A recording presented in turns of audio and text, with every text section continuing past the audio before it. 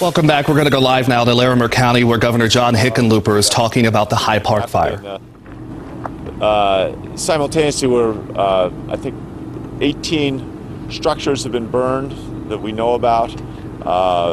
There's several people that are missing. We haven't been able to locate. We don't know if they're with their family or some other family, but we are concerned. So, active. I mean, this is really everybody on deck. A couple people were mentioning the other night that this is a fire that a lot of folks in Larimer County have always worried about, and that does have potentially significant consequences. So there's roughly 1/3 of the heavy fire retardant equipment in the country is here to fight this fire. We're going to throw everything at it we can. Governor, are there any other resources that you need on this fire right now? You know, the most important resources we have are nature, right? We'd like the wind to calm down. Obviously, the humidity is quite low. That's not good. It's cooler today. It's a good 15 degrees cooler, and that makes a big difference, right? How rapidly these fires burn has a lot to do with the air temperature and the temperature of the timber of what's burning. So I think more equipment would help.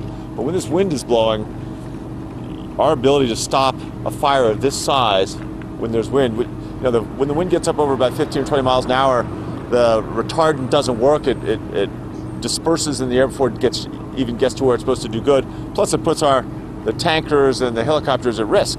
So, obviously, the first thing we got to make sure is we don't want to risk any of our firefighters. When nature is conspiring against you like this, when you get a stiff wind in dry conditions like this, it's very tough. We asked the sheriff the same question. What has surprised you about this fire as you've been watching it? Well, given the conditions, nothing is too surprising, right? That we've said this for a couple months now, that the conditions this summer give every indication we're going to be at risk all summer long, and we're going to look, very seriously in the next couple of weeks whether we should ban fireworks this summer.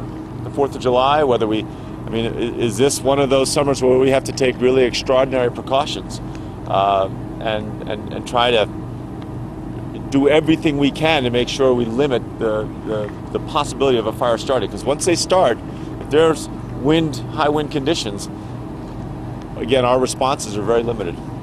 What message would you have for homeowners who have evacuated and are just watching and hoping the fire doesn't burn their home? Right. Well, I don't even know what to say. Our hearts are with everyone who's sitting there. I can't imagine something more difficult than watching and just waiting, not being able to do anything, and see whether your home and everything your photo albums, everything you've collected in your life is going to go up in smoke. Our primary goal is to make sure we get all the people out of the way of the fire.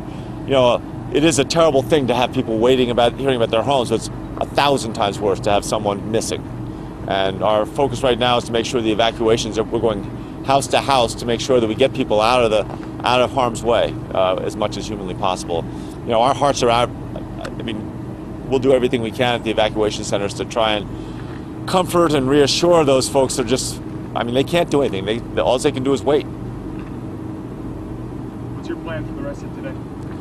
Well, we're going to go down to the evacuation center. Check out how the people are there and try and lend them whatever support we can. At that point, it's just really a question of what, monitoring the weather conditions and trying to fight the fire as aggressively as we possibly can. Anything else? Thanks, everybody. Thank you, Governor.